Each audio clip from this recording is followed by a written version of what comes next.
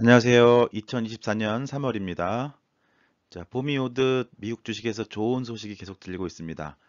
일반적으로는 투자자는 최고점을 갱신하는 상황에서 불안감이 생기기 마련입니다. 그렇지만 추세 추종 전략을 실행하고 있는 우리들은 대응만 제대로 하면 된다는 생각으로 편하게 즐기시면 좋겠습니다. 심각하게 고민해봤자 맞출 수가 없잖아요. 그렇죠? 이건 정신 승리가 아니고 합리적인 겁니다. 자, 그래프를 함께 보시겠습니다. 최근 2년간의 미국 주식 차트입니다. 지난달에 역사적 고점을 갱신했었죠. 그리고 5,000포인트도 어떻게 보면 심리적인 저항성이 될 수도 있는데 이것도 넘어버렸습니다. 지난해 11월 이후 4개월 연속으로 아주 강한 상승 중입니다. 좀 더 자세하게 살펴보겠습니다. 지난 한 달간은 3.8% 상승으로 매우 강한 모습을 보여주고 있습니다.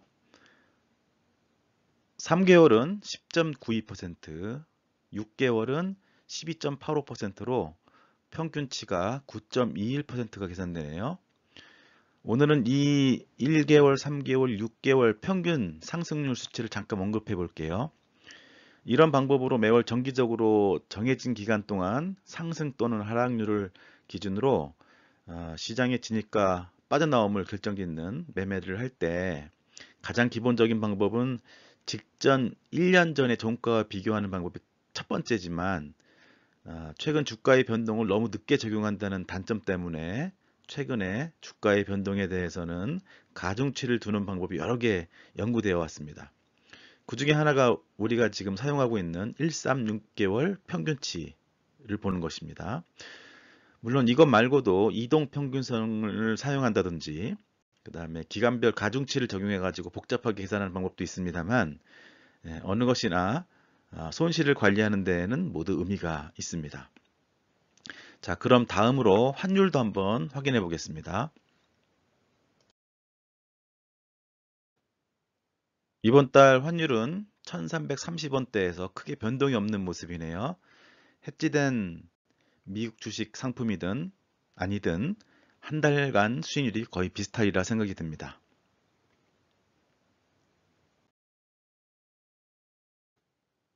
다음은 10년 국고채 금리입니다. 지난 1월 초 이후로 스물스물 금리가 상승하고 있네요. 채권 가격이 조금씩 싸지고 있다는 뜻이죠. 아직 채권 투자 못하신 분들은 다시 진입을 고려해 볼 수도 있겠습니다. 경우에 따라서는 혼란스러운 채권 투자도 계실 것 같아서 간단하게 장기 채권, 직투와 간투, 직접 투자와 간접 투자의 비교를 한번 말씀드려 볼까 싶습니다. 직투는 만기 보유 전략이 가능한 그거를 기본으로 투자를 시작하셨다가 금리가 하락했을 때 그런 기회가 오면 선택적으로 추가 이익을 확보하고 매도하여 자본 차익을 기대하는 투자 방법이고요.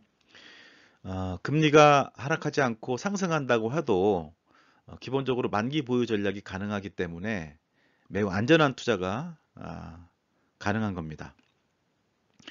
투자 기간이 길어질수록 내가 투자한 채권의 만기는 짧아지므로 점점 안전한 채권으로 변모해 가기도 합니다.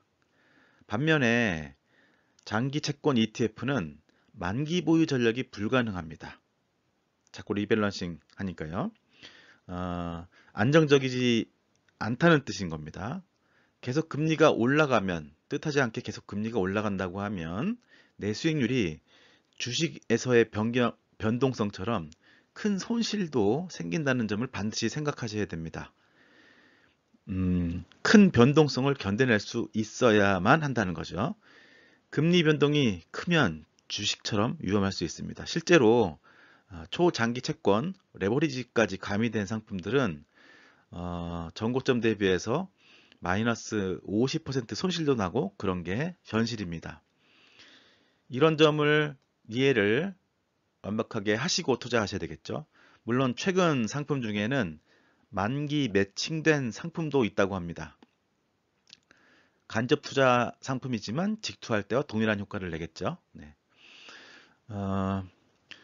장기 채권 ETF 간접 투자의 장점은 쉽게 투자했다가 빠져나가기를 할 수 있다는 점이 장점입니다. 들어갔다 나왔다, 들어갔다 나왔다를 실시간으로 할 수가 있다는 거죠. 우리처럼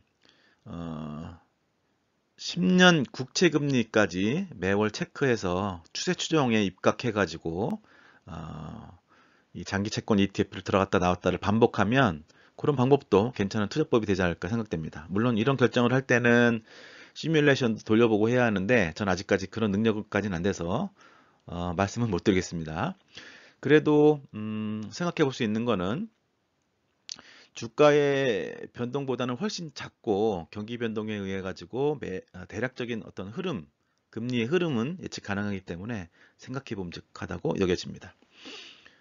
우리처럼 또 이제 미국 주식을 추세 추종으로 투자하고 있을 때 보통 주가 하락 시그널이 뜨면 지금 현재로서는 우리는 지금 그냥 현금으로 가지고 있는데요. 앞으로는 브로드하게 금리 하락기라고 생각하고 채권에서 긍정적이므로 주가가 하락해서 주가를 매도하는 시그널이 뜨면 주식에서 빠져나와서 채권으로 들어가는 전략을 고민해 보도록 하겠습니다.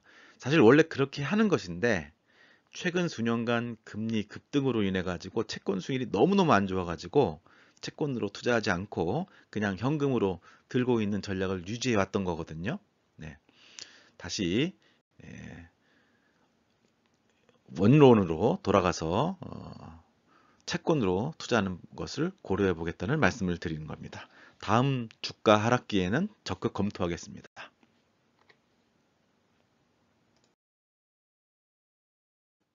미국 10년물 국채금리도 움직이는 모양이 비슷합니다. 우리가 미국을 따라간다고 봐야겠죠.